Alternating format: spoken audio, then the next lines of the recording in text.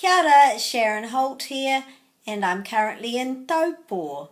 When I arrived here last night, I was very excited to see a signpost with a macron over the letter O, which was very unusual, and I was really happy to see it, but I couldn't stop in that place because it was a difficult stop in the road.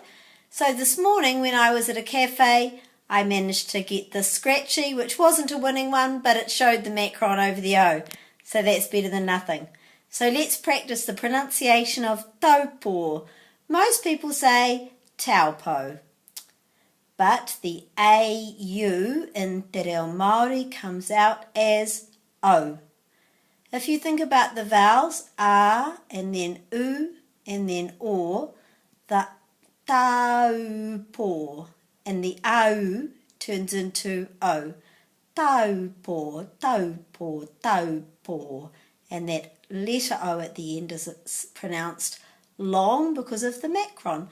Taupō, Taupō. Ka kite.